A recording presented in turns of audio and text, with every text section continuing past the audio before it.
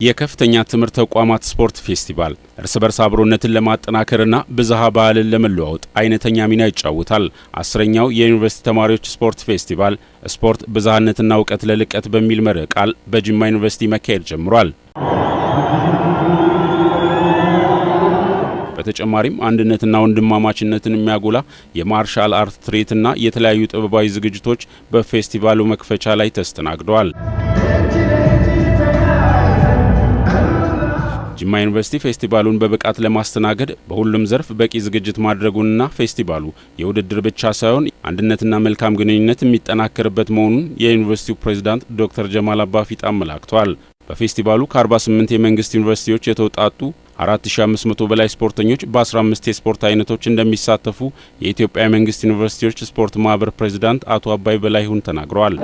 በዚህ ፌስቲቫል ላይ ካሉን 49 አባል ተቋሞቻችን 48ቱ የዚህ መክፈቻ ስነ ስርዓት አካል ሆነው ለውድድሩ ዝግጁ ሆነዋል።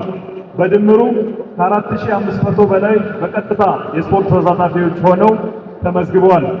በዚህ ፌስቲቫል ላይ ተማሪዎቻችን በ15 የስፖርት አይነቶች በሁለቱም ጾታዎች ውድድር ያደርጋሉ።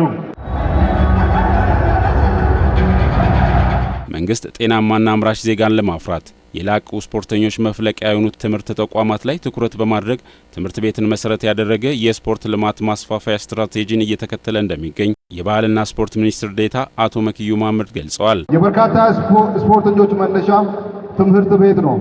ይህን ሁኔታ መነሻ በማድረግ ሀገራችን ጤናማ አምራች ዜጋ የላቁ ስፖርተኞችን ለማፍራት እህትማማችነትና ወንድማማችነትን ለማጎልበት አብሮ የመስራት ባህልን ለማሳደግ የተማሪዎችን አካላዊና ስነ ምግባራዊ እድገት ለማጎልበት እንዲሁም ትምህርትን ለመቀበል ያላቸውን ፍላጎት ለማሻሻል ትምህርት ቤት መሰረት ያደረገ የስፖርት ልማት ማስፋፊያ ስትራቴጂ በመከተል ላይ እንገኛለን። እንደ ሀገር ካሉ 48000 በላይ የስፖርት ማዘውተሪያዎች 15600 የሚሆኑት በመደመር መንግስት የተገነቡ መሆኑን ያብራሩት ሚኒስትር ዴኤታው የኢትዮጵያ ዩኒቨርሲቲ ተማሪዎች ስፖርት ፌስቲቫል ሀገርን የሚወክሉ ስፖርተኞች የሚፈልቁበትና የእርስ በርስ ወንድማማችነት የሚጎለብትበት መድረክ መሆኑን ተናግረዋል። በመደመር መንግስት ወደ 15600 የሚጠጉ ማዘውተሪያዎች የተገነቡ ናቸው።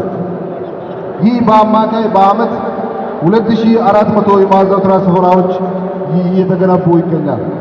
በተጨማሪም አዲስ አበባ ስቴዲየምን ጨምሮ ግዙፍና ዓለም አቀፍ ውድድር ማስተናገድ የሚችሉ በልዩ ትኩረት እየተሰራ ይገኛል።